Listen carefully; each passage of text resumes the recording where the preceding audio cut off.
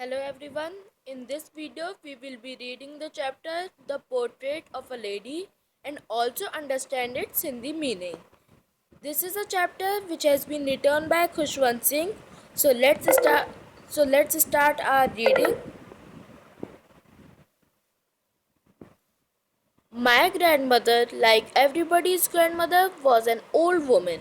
She had been old and wrinkled for the 20 years that I had known her. People said that she had once been young and pretty and had even had a husband, but that was hard to believe. My grandfather's portrait hung above the mantelpiece in the drawing room. He wore a big turban and loose fitting clothes. His long white beard covered the best part of his chest and he looked at least 100 years old. इस para में क्या कहा गया है कि मेरी grand mother मतलब कि नरेटर की ग्रैंड मदर तो माय ग्रैंड मदर सभी लोगों की ग्रैंड मदर की तरह ही एक ओल्ड वुमेन है और वो ओल्ड और रिंकल रही है फॉर द 20 ईयर्स जब से डेट आई नोन हर जब से मैं उन्हें जानता हूँ। और लोग कहते हैं कि वो कभी यंग और प्रिटी भी थी और उनका एक हस्बैंड भी था, but that was hard to believe. मेरे ग्रैंडफादर की पिक्चर जो है ये हंग करती है above the mantelpiece. Mantelpiece क्या होता है? एक शेल्फ जो बिल्ड किया जाता है अबव अ फायर प्लेस। तो यानी मेरे ग्रैंडफादर की पिक्चर ये हंग करती है above the mental peace in the drawing room.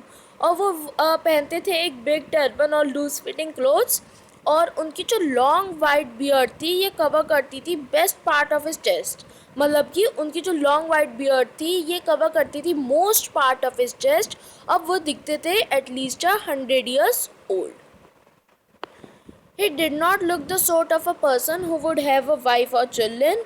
He looked as if he could only have lots and lots of grandchildren. As for my grandmother being young and pretty, the thought was almost revolting. She often told us of the games she used to play as a child. That seemed quite absurd and undignified on her part, and we treated it like the fables of the prophets she used to tell us. यानी कि grandfather के बारे में बात की गई है कि वो ऐसे पर्सन नहीं दिखते थे जिनकी कोई वाइफ या चिल्ड्रन होंगे। वो ऐसे दिखते थे मतलब कि जैसे उनकी बस lots and lots of grandchildren हो सकते हैं। He looked as if he could only have lots and lots of grandchildren. और जहाँ तक मेरे ग्रैंड मदर की यंग और प्रिटी होने की बात थी, ये जो थॉट था ये ऑलमोस्ट रिवोल्टिंग था। वो हमें ऑफन बताया करती थी अबाउट द गेम्स जो वो खेला करती थी एज अ चाइल्ड। ये सीम करता था क्वाइट इलॉजिकल और अनडिग्निफाइड ऑन अ पार्ट। और हम ट्रीट करते थे इन चीज़ों को like the stories of the profits जो वो हमें बताया करती थी। She had always been short and fat and slightly bent. Her face was a crisscross of wrinkles running from everywhere to everywhere. No, we were certain she had always been, as we had known her, old. So terribly old that she could not have grown older, and had stayed at the same age for 20 years. She could never have been pretty, but she was always beautiful.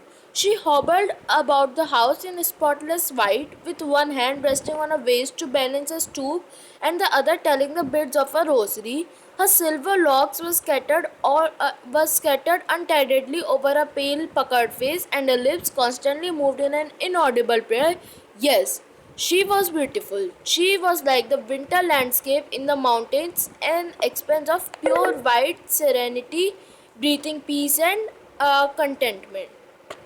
तो यानी कि इस paragraph में grand mother के बारे में बताया गया है कि वो हमेशा से शॉर्ट और फैट और स्लाइटली बेंट रही है। उनका जो फेस था ये क्रिस क्रॉस था। क्रिस क्रॉस क्या होता है? एक पैटर्न बहुत सी स्ट्रेट लाइन से जो क्रॉस करती है एक दूसरे को। तो उनका जो फेस था ये क्रिस क्रॉस था रिंकल्स का। Face was a criss cross of wrinkles जो रन करती थी from everywhere to everywhere. No, हम सर्टेन थे कि वो हमेशा से वैसी ही रही है जैसे कि हम उन्हें जानते हैं। ओल्ड, सो टेरिबली ओल्ड कि अब वो और ओल्डर ग्रो ही नहीं कर सकती और वो स्टे करी है सेम एज में for 20 years.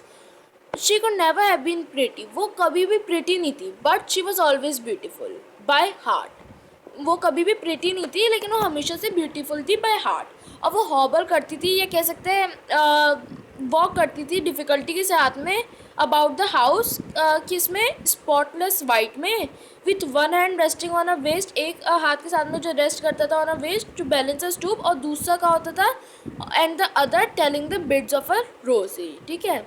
Her silver locks were scattered untidily over a pale puckered face, and her lips constantly moved in an inaudible prayer.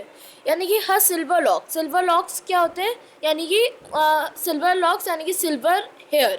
तो उनके जो सिल्वर हेयर थे ये फैले होते थे अनटाइडेडली उनके पेल पकड़ फेस में। पकड़ फेस यानी कि कोई भी चीज़ जो बहुत सारे फोल्ड्स की बनी हो, तो उनके जो सिल्वर हेयर थे ये स्कैटर्ड होते थे अनटाइडेडली उनके पेल और पकड़ फेस में, और उनके जो लिप्स थे ये कॉन्स्टेंटली मूव करते थे एक इनऑडिबल प्रेयर में।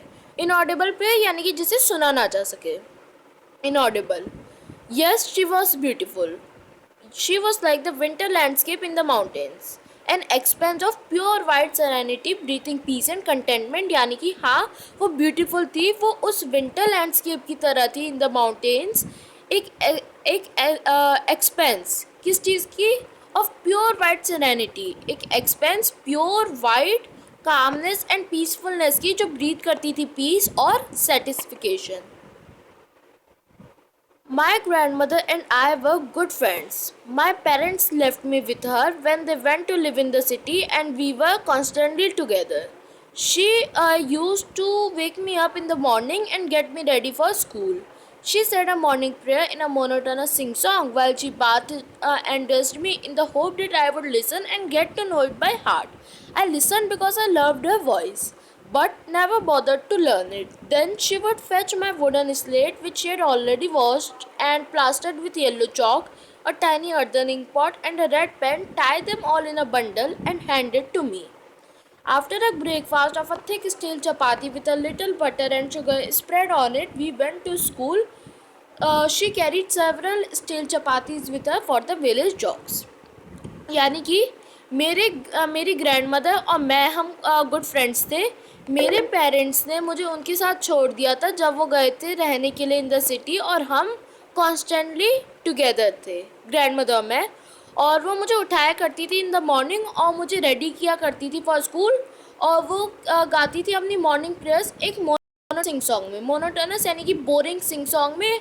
कब, जब वो मुझे वाइल शी बात एंड ड्रेस्ड मी, जब वो मुझे तैयार करती थी इन द होप कि मैं उसे लिसन करूँगा उस प्रेयर को और उसे याद कर लूँगा बाय हार्ट। मैं उसे सुनता था, आई लिसन बिकॉज मैं लव करता थी उनकी वॉइस को, but never bother to learn it, लेकिन मैंने कभी बॉदर नहीं किया उस चीज़ को, उस प्रेयर को लर्न करने का।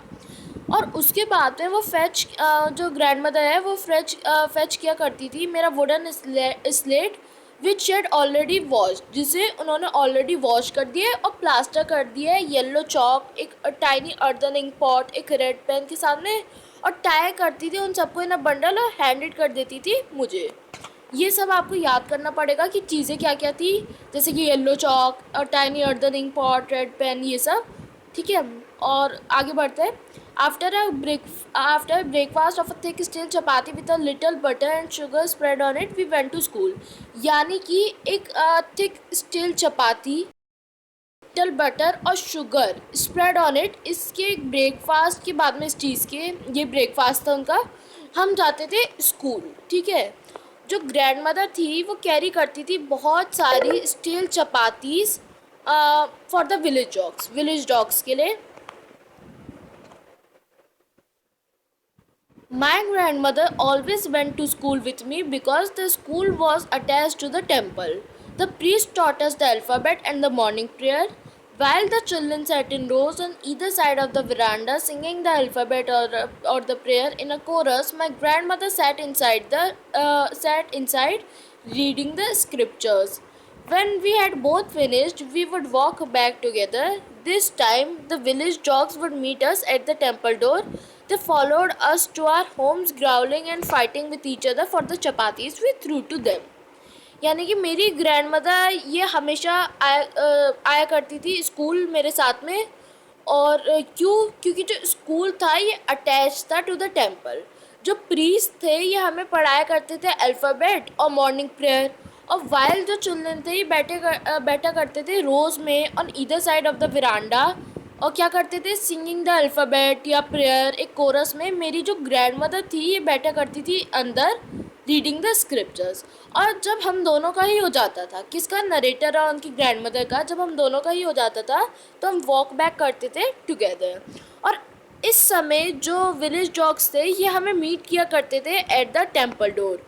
और ये फॉलो जो डॉग्स थे वो फॉलो किया करते थे हमें टू आर होम्स, एक दूसरे के साथ फाइट करते हुए फॉर द चपातीज, उन चपातीज के लिए जो हम उनकी तरफ फेंका करते थे, we threw to them. So this is the first part of the chapter, the portrait of a lady. So I hope you like the video. Please like, share and subscribe the channel. Thank you.